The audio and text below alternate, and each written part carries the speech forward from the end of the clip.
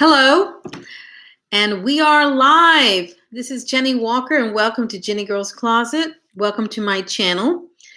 It is Saturday night in Pasadena, and I was going to go out tonight, but that has been postponed.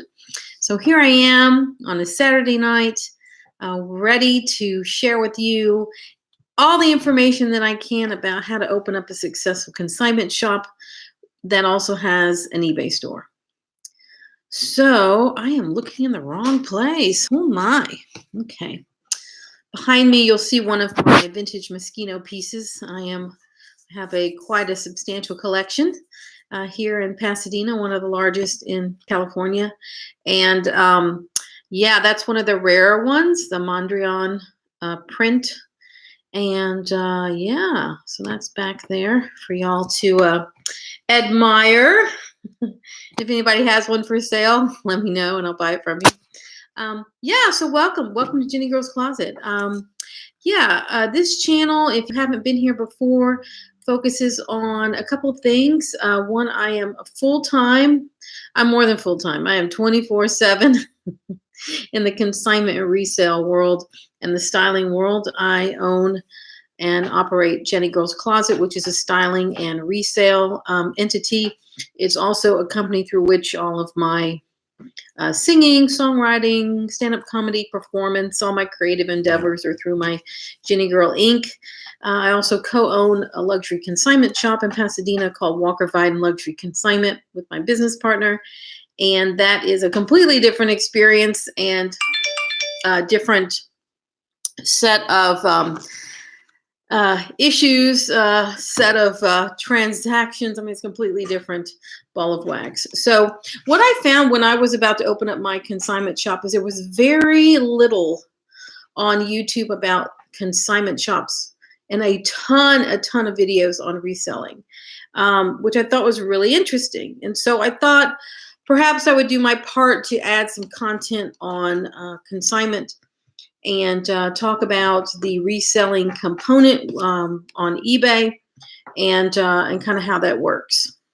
So I have exactly no one watching right now, no viewers, but that's okay. I'm going to do my best to talk to you and act like someone's there. As a matter of fact, I think I'll talk to my little friend in the back. I got to give her a name.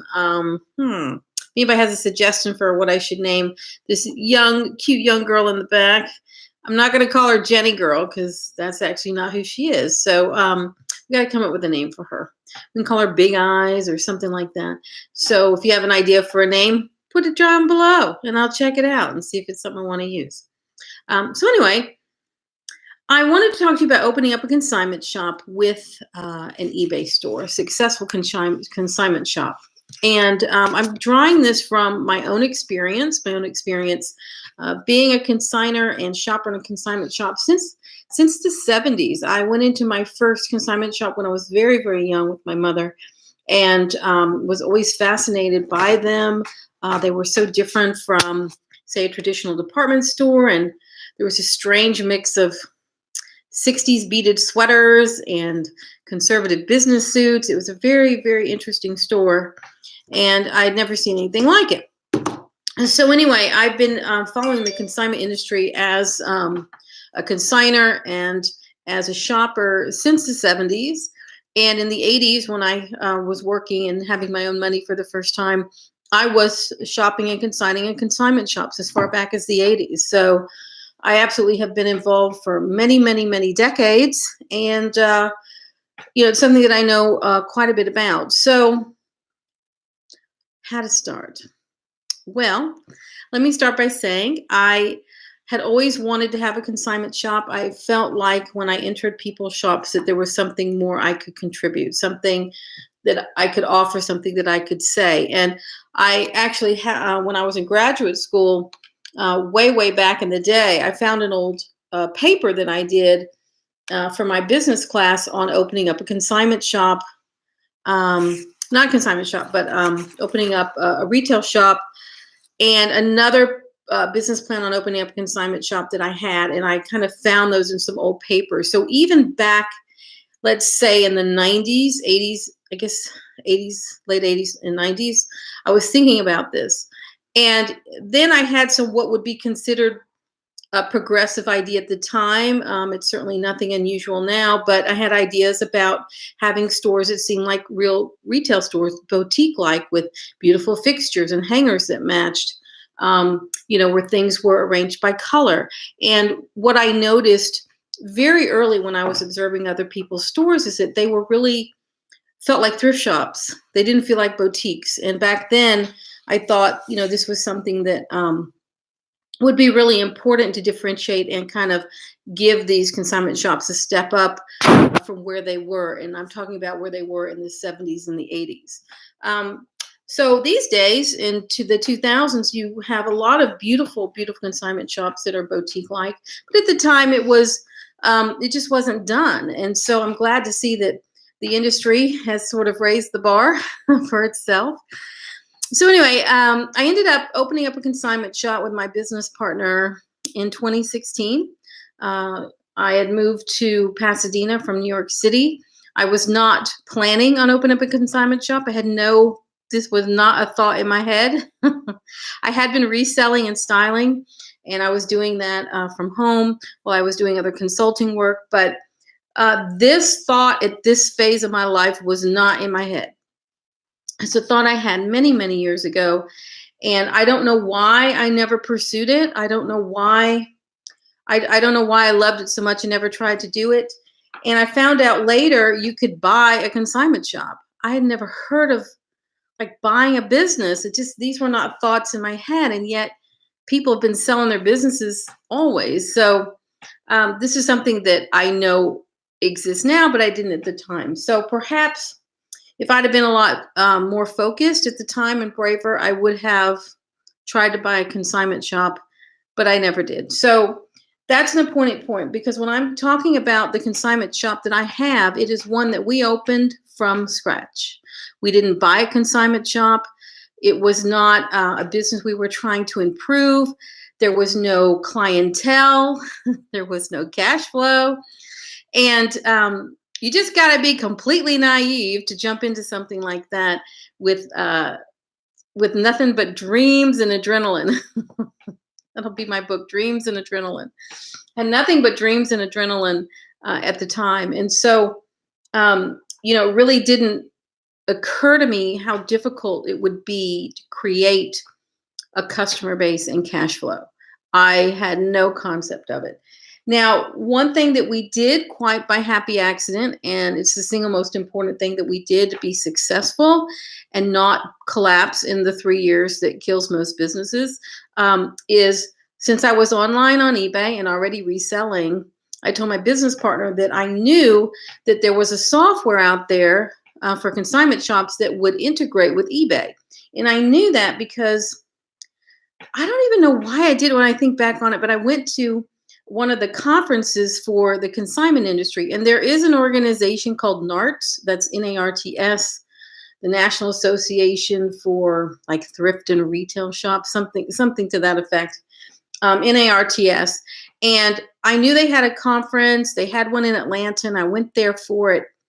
And I'm not really sure what was going through my head, but I went to that conference a couple of years before I left New York, and a couple of years before I left New York, and met someone who suggested I open one. So I don't even remember why I went, other than at that time I had been producing and organizing a tour of consignment shops in Manhattan. And so perhaps I was thinking this was something that I should do and learn from. Sourcing hey, Nike boxes. Hey there. Awesome. Sounds like you know exactly how to spend a Saturday night sourcing at Marshall's. I love it. I have not been to Marshall's. I don't go anywhere anymore. I literally go to my store and I go home. I go to the dry cleaner, the grocery store. I got to get out more. So I used to go to Marshall's and TJ Maxx, but not lately. But anyway, so I'm so glad you could join tonight. So I was talking about opening up a consignment shop, and because I was reselling, and I knew because I went to this conference that this software existed that would integrate your in-store sales with an eBay and integration, so that you could put things on eBay, and as they sold, it would pull it down and take it out of your inventory through the software. And so the eBay software that we use is called Liberty, and it's put out by a company called Resale World, and they've been around for many, many years. They focus on brick and mortar consignment shops. These are not people who are supporting e-commerce stores. Some of the big stores that are out there, like Linda's Stuff, they are not using Resale World. It wouldn't be applicable to them because they don't have a brick and mortar.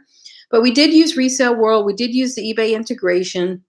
And because we were starting from scratch, we were a brand new business. We had no history, we had no sales history, and we had no history on eBay. So the fact that I had been on eBay under a different name did not move these people one bit. Didn't care. So we started our eBay store from scratch, and we had to earn our stripes. And it's been so long since I started my eBay store, like 2003, that I forgot. And perhaps criteria has changed since all those years, but we had to start from scratch. We opened up our store. We had a very small limit of the amount of inventory we could use, and then the list and the quantity of items. And we hit our ceiling so quickly because we had, $1,000 handbags, and, it doesn't take long with a number of $1,000 handbags to, hit a $15,000 limit on eBay. So what we did was we had a plan that we would open up this eBay store, and I started listing inventory before I ever went into the brick and mortar store. And that is because we had, see you later. Nike boxes, but you must have found a bargain. So hold on, he says. It was going to be a couple of months before we moved into our retail space, and we weren't quite sure what to do with our time. And we did a lot of things, looking at the competition in LA and Pasadena, thinking about all the things that we needed. But we didn't consciously say, wouldn't this be a great window of opportunity to find consigners before we open and put them all up on eBay? We didn't think about it that way. And what happened was we got our first consignor through a referral, and it was an estate where someone had passed, and we'd gone into the home, and which is interesting for a consignment shop, your first customer is not a living consignor. Nonetheless, we went through the estate, we handpicked what we wanted, and we pulled it all in. It was before we had a store, so we put it in storage, and we started going through everything and just started listing it on eBay before we opened the store. Now, I did not, because I wasn't thinking the right way, I didn't really pressure myself in the beginning to put a whole, just to challenge myself to, like, how much of this can I get up on eBay and start selling? It wasn't as focused as that. It was sort of very passive. Well, we got all this stuff.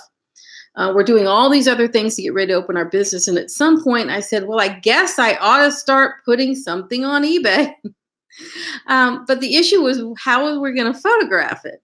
So I think I ended up putting some things up in the storage area on some mannequins that I already had, and then just to get it started. But it really wasn't until we moved into the physical space for our store that we really had a chance to have everything laid out, and it was very clear what needed to go up on eBay and what needed to be done in the store. So as we were collectively promoting our store, getting everything up on social media, I mean, I can remember sitting one night and researching all the different places I could list our resale store.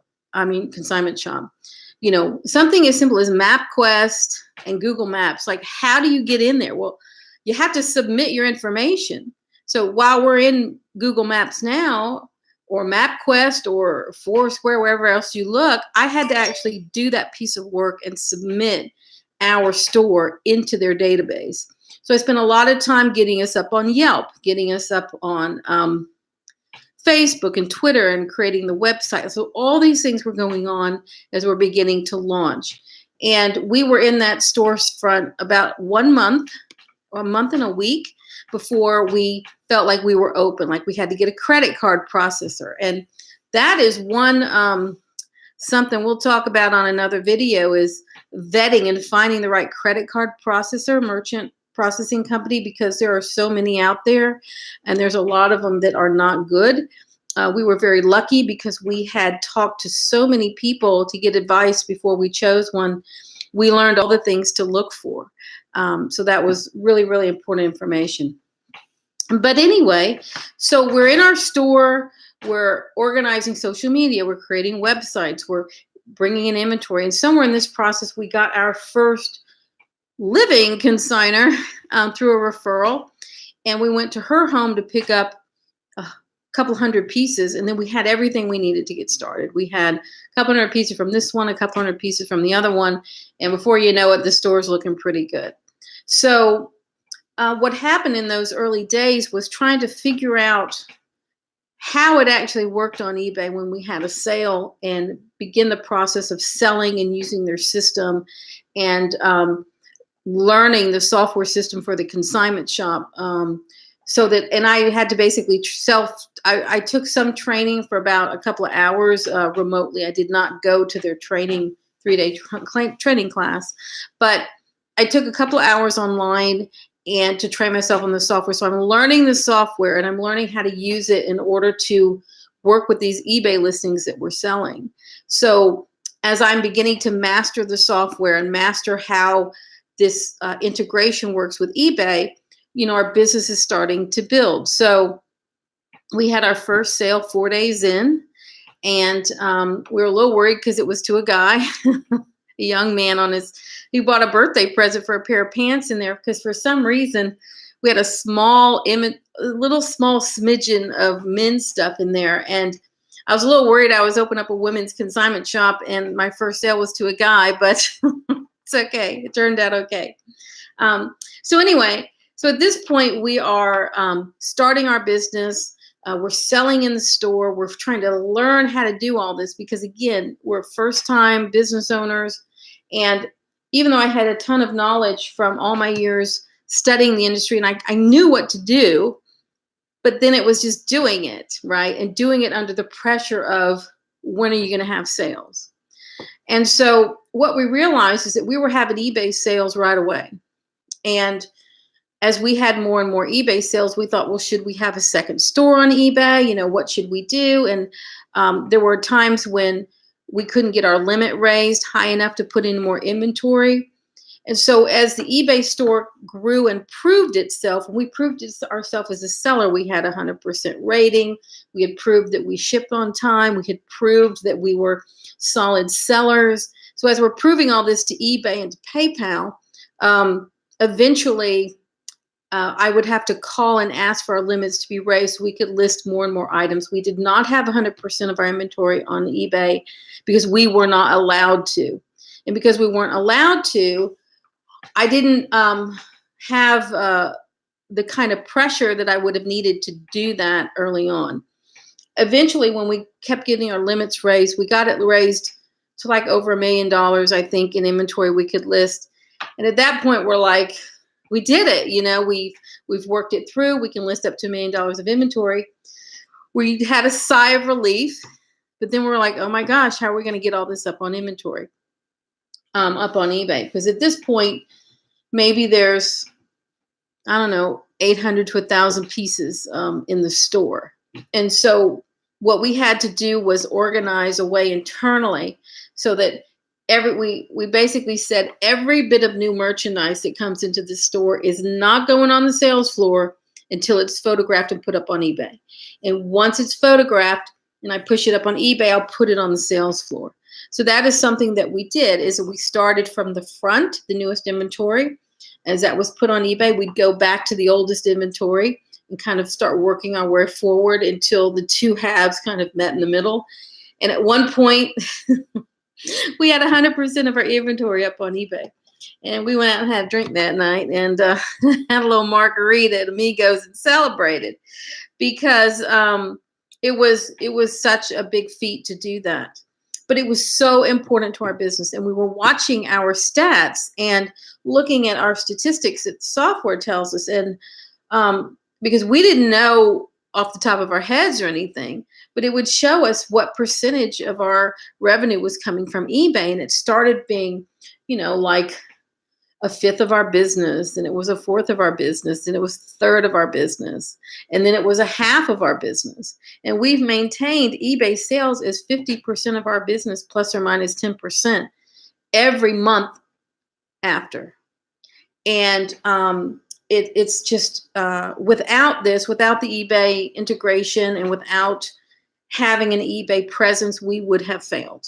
There's absolutely no way we would have been successful without the online presence on eBay. We just simply, the shoppers just aren't there. And there aren't enough in-store shoppers and consignment shops for a new business that would have been able to just swoop in and save the day. I mean, people are still learning about us today. We advertise in the Arroyo magazine here in Pasadena, and people see the ad and they'll come in, and we have a beautiful new ad that we designed, and they'll be like, I didn't know you're here. I didn't know you're here. And so many people are still discovering us. And we know by the foot traffic in the store that we're still a big secret. We know that because I know how many people come in the store. I get 4 people come in at once. It's like a stampede in there. So we know that. And so we're paying all these extra fees to sell online. We're paying eBay fees and PayPal fees. We're having to split the revenue of these sales with the people who own the merchandise. So selling online is such a solid piece of it. But by the time you take out all the fees, your percentage is just, smaller and smaller and smaller and smaller. But the eBay sales are reliable, they're consistent, and they're growing. And we do use the eBay Global Shipping Program. We do a lot of international sales. And we had some statistics come to us from PayPal the other day for the consignment shop. And it was, I believe, 18% of our sales in the month of February were through the eBay Global Shipping Program. And that's a whole lot of sales. That's a lot of sales, of foreign sales. So we love that. We had repeat customers, it said in the statistics. And the fascinating part about the statistics was that about 64% of people who purchased from us in the month of February used a PayPal account and or balance, and about 36% used a credit card. And then I think there was the mobile usage was more than half of it was like 60 something percent. And what that told me was that these online e-commerce sites are really silos. And if you're telling me that over 60% of the people used a PayPal balance or a PayPal something, whether it's something with PayPal, and didn't use a credit card, that's telling me these are people kind of within the eBay probably ecosystem, more than likely. I'm sure, although a lot of people use PayPal for other reasons, but these are PayPal shoppers, PayPal sellers. They're people going into eBay, and this may or may not be the same customer who's going into Poshmark, or the customer going into Etsy, or the customer going into Tradesy. So it really speaks volumes about being on more than one platform. And just by the fact of how people pay is just, people who use a credit card probably don't have a PayPal balance. I mean, they could. I mean, you can, choose your payment, but it's probably, the eBay customer seems very different. Now, we've just opened our Poshmark store, and it's just being built. I mean, we're not really doing anything with it other than listing inventory at this point. So I don't have any way to talk about the sales there, but it's the next step in getting us on multiple platforms. And then also on StockX is the third one, having a few technical difficulties with them right now that we're working through. And those should be resolved next week.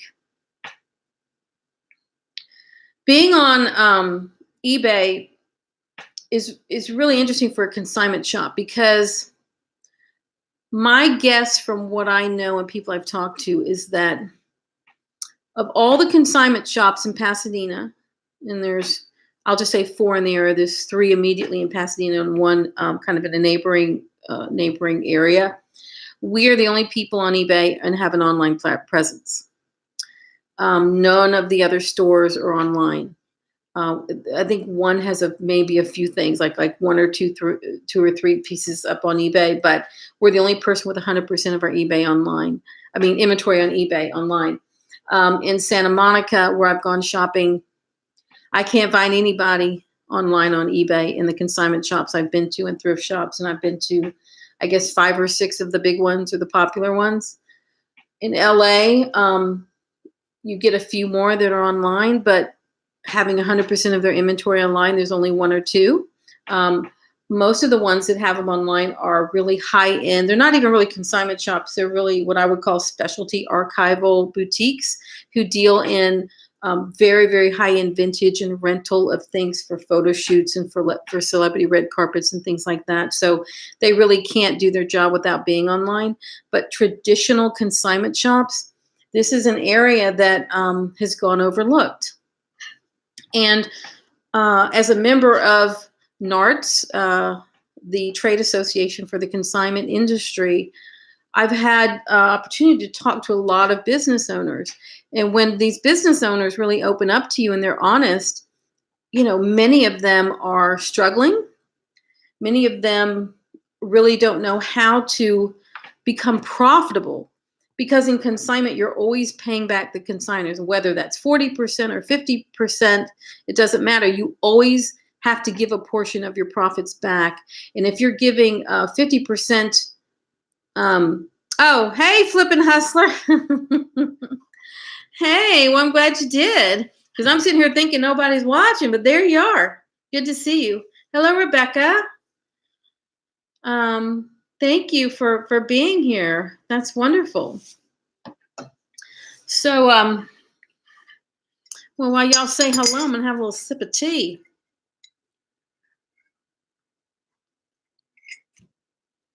Okay. So anyway, these consignment shops are not online. And so, oh, good. Yay, I'm not talking to myself. I'm so glad. It's so much better knowing someone's here, so I appreciate it showing up in the chat. So many of these consignment shops are not online.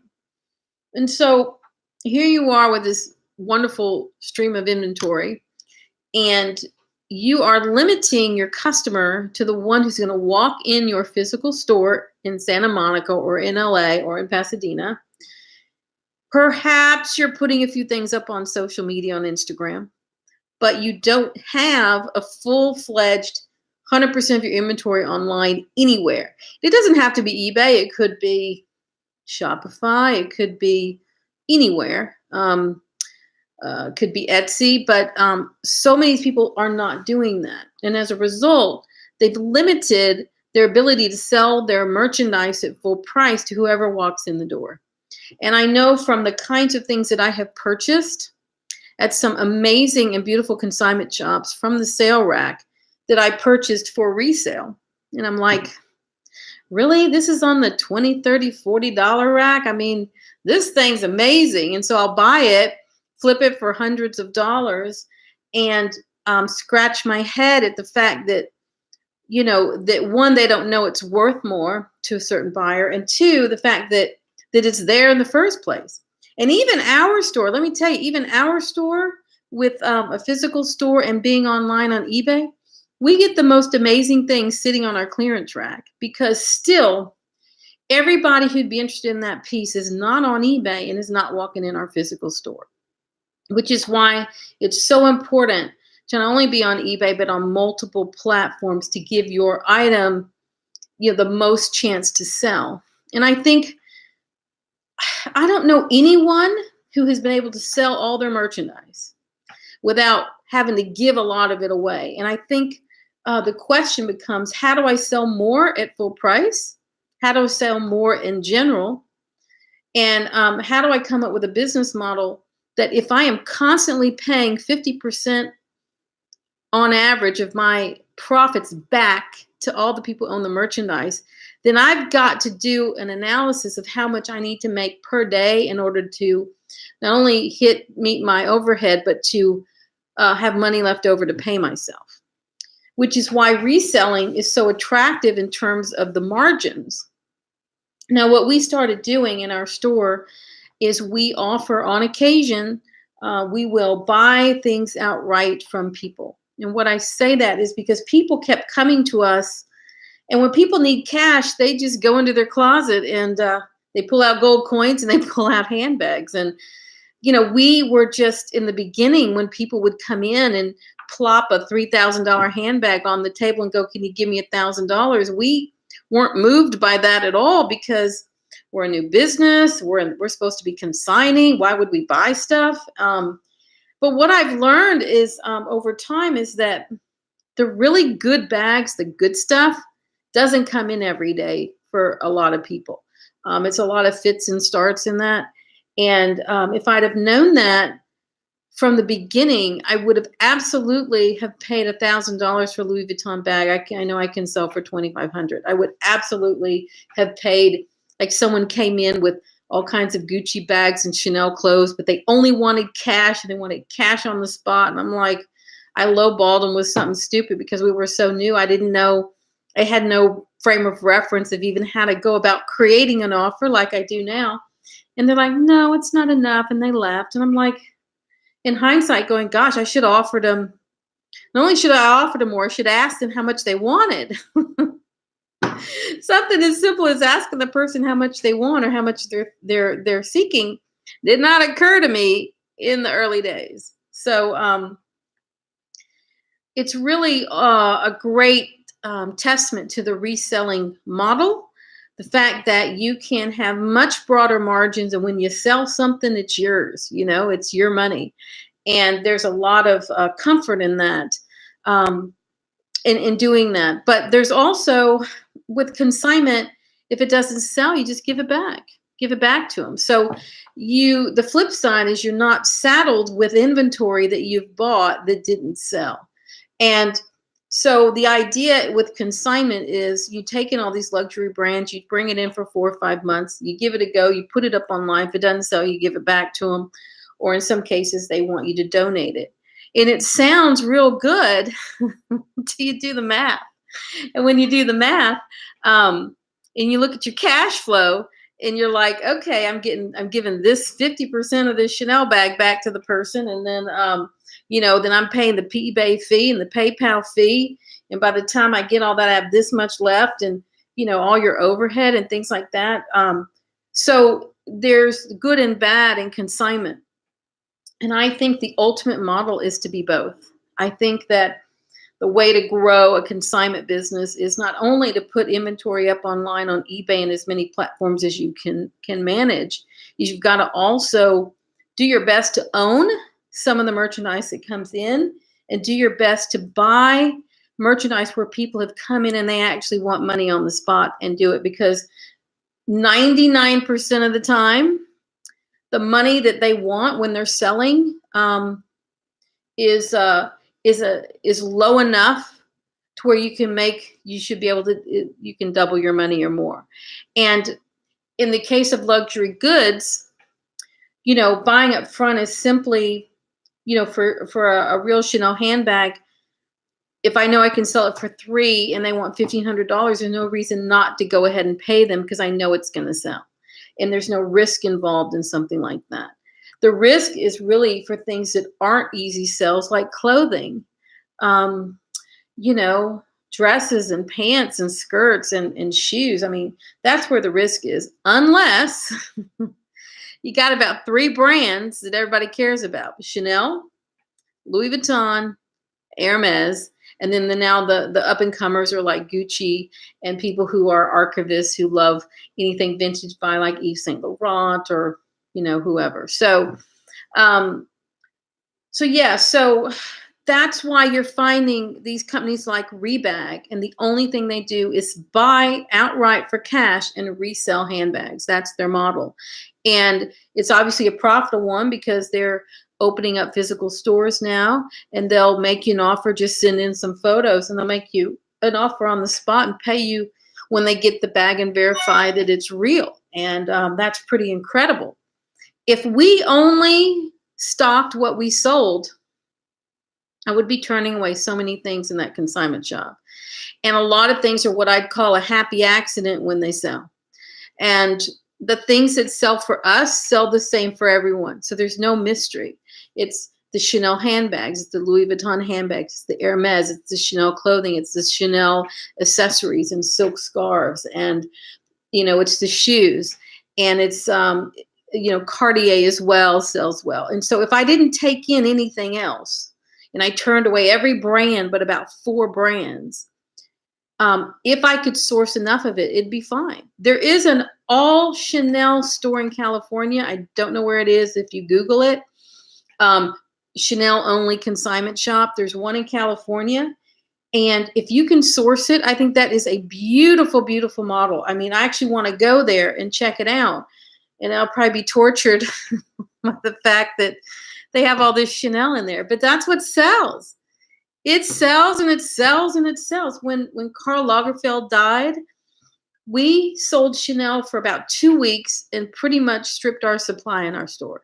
The day he died, one of the iconic Chanel suits that there's photographs of Princess Diana wearing this blue and ivory boucle suit, the same suit that Franklin Mint used to create the doll. They created more than one doll about Princess Diana, but one of them was dressed in this suit.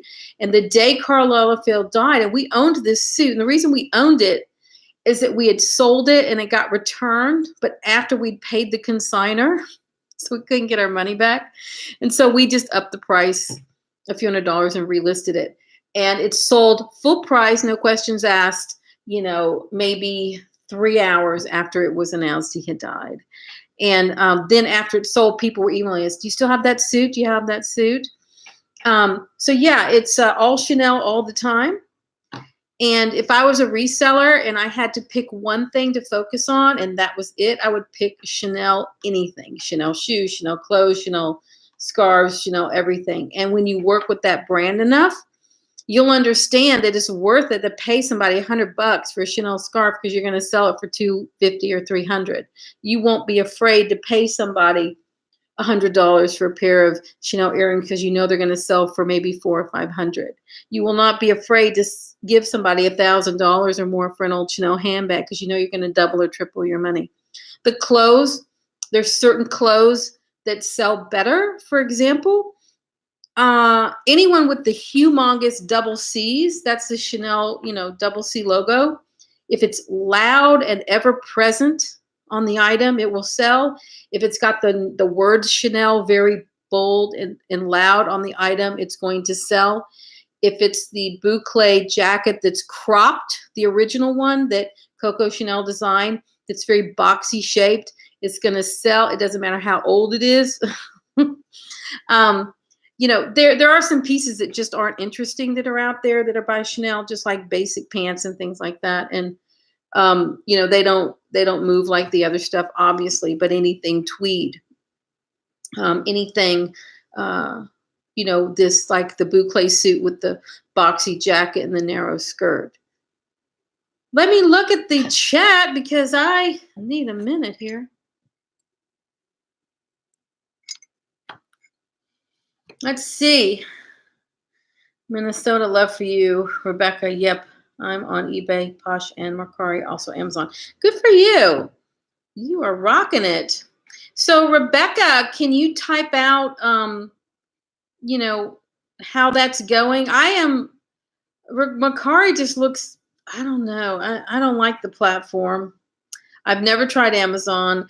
If I tried Amazon, I'd like to sell books because to me, that's the safest thing. But I've never done Mercari. I did put a listing up on Depop, but I don't know. I don't know. But a lot of people are selling on Mercari, but it looks so junky. I don't like their emails. I don't like how it looks. So that's what I sell on Amazon as books. Yeah, that seems to me like it would be the safest thing and the easiest to source because it's really not hard to look at a book and know that it was popular, because everyone kind of ends up learning or knowing about the hit books, whether they read them or not. That's fantastic. So, how to open a consignment shop. So, so we didn't buy a business. We opened it from scratch. So I put a lot of emphasis on social media and trying to get the word out that way. The funny thing is that we never utilized YouTube, and we still haven't. It's on our list for 2019. It's kind of funny that of all the things we did more on Instagram, and we tried to document kind of our journey. So if you go to the Walker Viden Instagram, I'll put a link up. Why not? Let's just do that. I'd love for y'all to follow us. If you go back to like the early days when we, did this, it's, yeah, I look very happy and unstressed. If you go back to those original pictures at the bottom, you will not even recognize me. I am fresh as a rose. I have not been subject to 3 years in small business. But yeah, that's our Instagram that you can follow us there. It is pretty funny. But, we've been doing a lot more with Instagram, but I still can't remember to do it every day. And it's simply because I have so much on my plate. And what I haven't done and what I would like to do this year is create a schedule so that every day at a certain time I do an Instagram post, or every day at a certain time I don't know, do a little live on Instagram or something like that, and maybe work in some not eBay, but some YouTube on there. And the advice that I've heard online by so many people is when you're dealing with content for any social media is that you don't have to actually create any content. You only simply document what you're already doing. And so that makes it really easy, and it takes the pressure off of having to create something. If you're just like, okay, this is what I'm doing, let's take a little video of what I'm doing and just show people and give them some insight. So that's what we've been starting to do on Instagram and plan to do on YouTube. And that takes the pressure off. I don't have to create anything. I don't have to worry about it. People either like what they've seen or they don't, and you kind of go from there.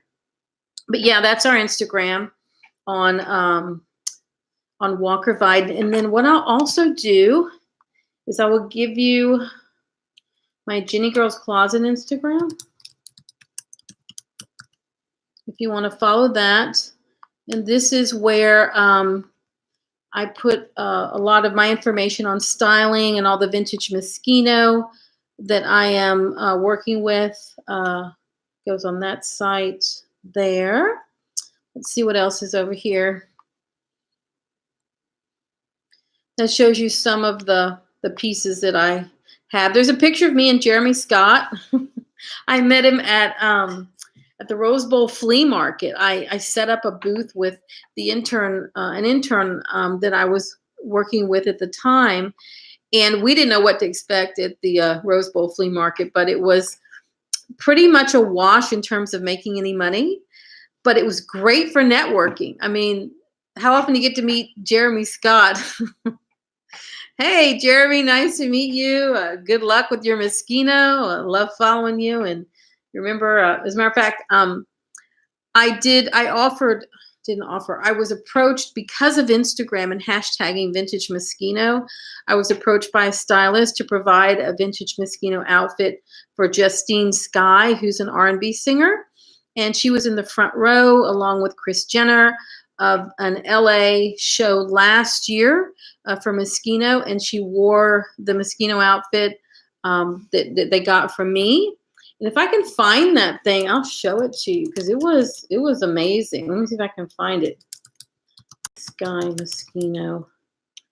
Let's see if I can find it. Okay, here it is. So I'm gonna send you a link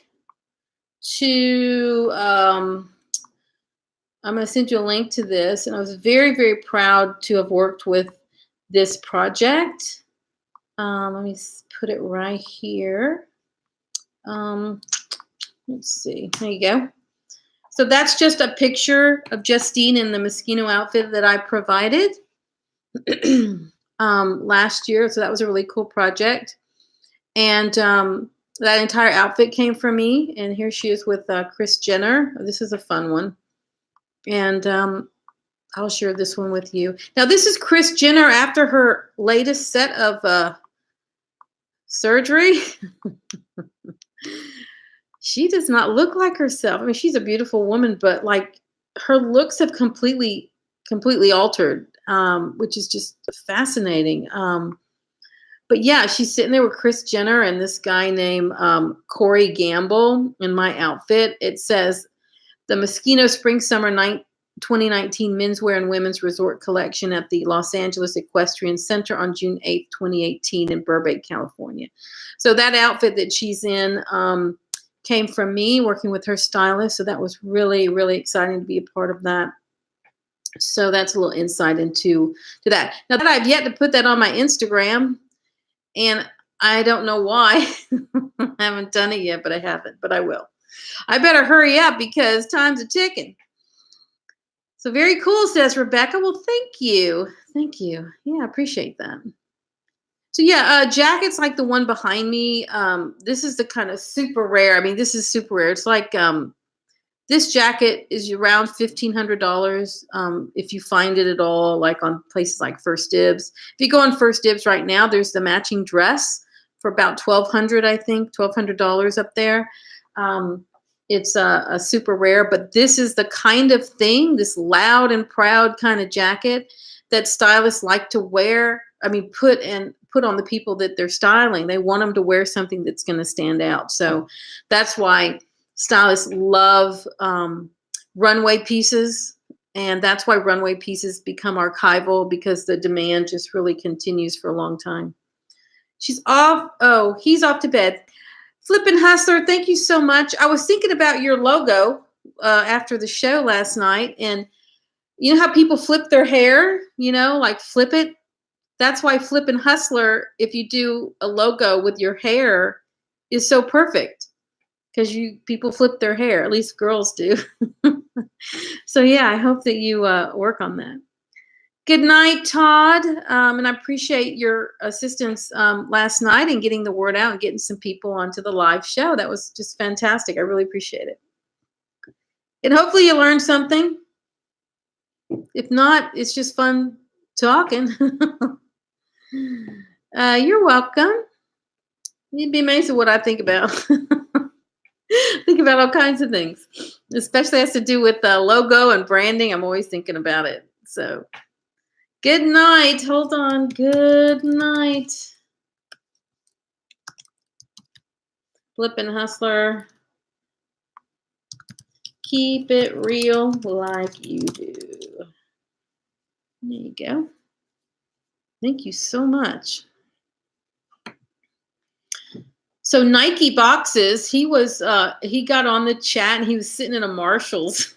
He's doing retail arbitrage at a Marshall's while he was watching me. I think that's awesome. I guess I was on his phone. That's hilarious. I love that. So Rebecca, do you have any questions at all? Because I think you are one of the few people out there that might be in a position to type a question. Let me know. But I did cover a lot of things with the consignment shop. So back to consignment and how this works. There is,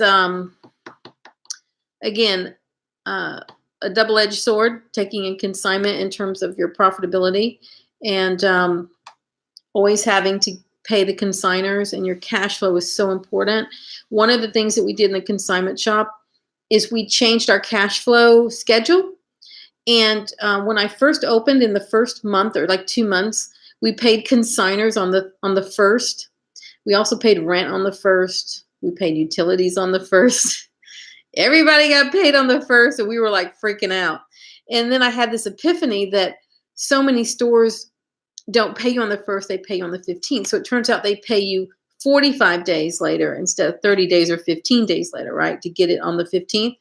And when I realized that so many people pay on a 45-day schedule, we immediately changed ours. And we're like, this is going to kill us trying to pay everybody on the first. So because you're always paying back, it's important to have a payment schedule that makes sense for your business. So be more than 45 days probably wouldn't fly with most people. They just don't want to wait that long to get paid. But 45 is pretty much a standard that I have seen. There are obviously exceptions, but it's pretty much a standard for consignment, which really helps with cash flow. And when you're trying to be profitable, and it's really important to think about that. So I have been yammering on for 50 minutes. Had a consumption for years, selling stuff for people for years, and I switched to buying storage rooms and selling for myself. So what do you think about that now that you're reselling instead of consignment? Do you find that that feels a lot better? I think I know how you feel, but I want to hear from you. I want to hear from you, Rebecca, how you feel about that. Because I pretty much know the answer based on how I feel about it. Hopefully Rebecca will type her answer. Oops, sorry about that. Storage units. Yeah, I want to hear about buying storage units. I've heard that people do it. I never have. Because people were never happy with what they got. That's interesting. I didn't find that people weren't happy with what they got. And that's because we charged a lot of money in our store. You know what I found is they weren't happy if it didn't sell at all, right? So a lot of them, I kept thinking people wanted a lot of money for their stuff. And a lot of times I learned that they just wanted money for their stuff, not a lot of money. And they didn't want to wait to get money by way, for it to sell like when it's been in the store a couple of months when obviously the price goes down. I did auctions on KBid and eBay. Wow. Yeah, auctions to me are the absolute worst way to sell anything. When I want to get something cheap, I look for an auction. Actually, what it is I look for something and then I look to see is it on auction or not. And I buy things on auction and I'm like, I'll email people and going, you sure you don't want to do it? Buy it now. I'll pay you. And they're like, no, we want to see how the auction plays out. And so, I ended up buying 2 pair of mosquito pants here recently that I had emailed the woman about buying them because no one had bid anything on her auctions. And she's like, no, I'll wait. None of them sold on auction. So then she reduced the price. They were $89 a piece. She reduced them to $39 a piece and then relisted them. And I ended up buying 2 of the 3 because one got, I guess, noticed and severely went up in price. But I ended up getting both pair of pants for $39 each, and which was so much less. And if she'd have just given me the pants at the price I offered her, she'd have made more money, right? So, yeah, I think auctions are terrible unless you have something extremely, extremely rare and desirable. And there's been a couple of times on auctions where there's like a really rare Louis Vuitton military cap that's out there, military hat that was on the cover of Vogue. And I tried to get one. I was bidding on my phone sitting on a train in New York. And at the last minute, I could have done some stupid bid like $3,000 or something. And I didn't, and someone else got it because I didn't go high enough. And it sold, I think, for $1,500. It was almost may have been almost $2,000 for the hat. And I was so upset at myself for not just telling them I'd bid anything. But the fact of the matter was I didn't have the money to bid anything. But I would have found it. And I'm like, well, I'll just figure it out when I win the auction. But I didn't get it. And I have not seen one since. This has been 5 years ago, at least. So it's a hat that I've been looking for, and I keep waiting for it to resurface. And the last one I saw was 5 years ago and sold for almost $2,000. So, yeah, people will pay when it's super rare. They absolutely will. But mostly I just get bargains when it's an auction.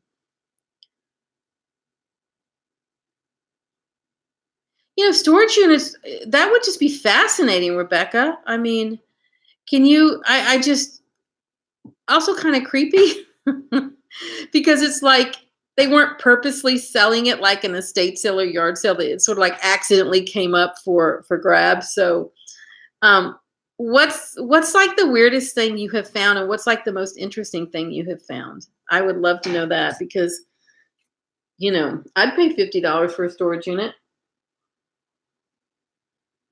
I think it's fascinating.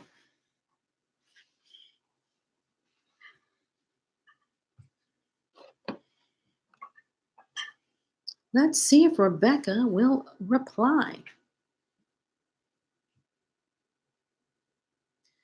So I used a professional mic tonight. I attached it to my computer. So I'm hoping that the audio is better than before. So if anyone's ever listened to me before and can hear the difference, I'd love to hear from you. And also, if people want to leave comments in the chat or in the comment down below, if you want to leave some comments about things you'd like for me to talk about, I'd be more than happy to do a live show. I have got a lot of information that I'm very happy to share. I'm not going to share anything anything that's, proprietary or confidential, but that isn't that much stuff. So there's plenty to talk about. So just let me know. Wow. Yeah, Rebecca, I'm not even going to say that out loud. Yeah, an LV belt would be awesome. Absolutely. That would be killer. I would love that. Well, it is 56 minutes in on the video, and I think I've covered a lot of broad strokes on consignment shop and tying in the eBay. It is the single most important thing that we did when we opened up our store. Without that, we would have failed. As we think about how to grow our consignment shop, all of our thoughts are how to go online onto more platforms. Our thoughts are not to open up a second store at this time. And what we want to do is master the first store and the multi-platforms and get a system going before we think about where else we could go. Because there's plenty of, like, we could go to Palm Springs, and we could go, we could go to New York, we could go to any major area and get something going. But you got to crawl before you walk, and we don't want to expand before we're ready. And I have no problem saying that I don't think we're ready yet. But we're getting there. We're almost ready. We're almost ready for more. And we did recently join the Pasadena Chamber of Commerce, and that was really fun for us. We meant to join when we first opened, and just somehow just with all the expenses, we're like, we don't want to spend $300 over here. But we finally joined a month ago here in Pasadena. So I'll be out networking with that group of people to get the word out about the store. And so I'm really excited about that. So yeah. Well, that's it. It's 9:30. Been talking an hour here. And since nobody has any questions, I just thank you for your support. My intention is to go live all the time from right here in my showroom. At the end of the day for me in Pasadena, which is about this time, I will attempt to go earlier in the day and just see if it makes a difference in who's watching. I'm sure that it will. It's a matter of scheduling time for me. And I really appreciate all of your support. I'm happy to share what I know. And it takes a lot of courage to get up here on YouTube. I have much respect for all the people who have done this before me, because it's a very interesting way to go about sharing what you know. But I always want to be paid to talk, and so this is my way of sharing what I know. And I get paid with thumbs ups and likes and comments and subscribers. So I have 92 subscribers. I want to hit that 100 subscriber mark here in the next week or so. So I'm going to go live every single day until I can hit 100 subscribers to see if that makes a difference. So hopefully we'll see you again on the next show. In the meantime, this is Jennie Walker with JennieGirls Closet. I'm on all social media. I have a website. I'm really hard not to find if you need to get in touch. In the meantime, hope you have a great Saturday night. And Be sure and subscribe. Be sure and thumbs up. Be sure and like. Be sure and hit the bell icon so you can know when I go live, because I'm going to be going live a lot. This is so much easier than try to edit. So good night, Rebecca, and great seeing you, and look forward to seeing you and everyone else in the next video. Bye.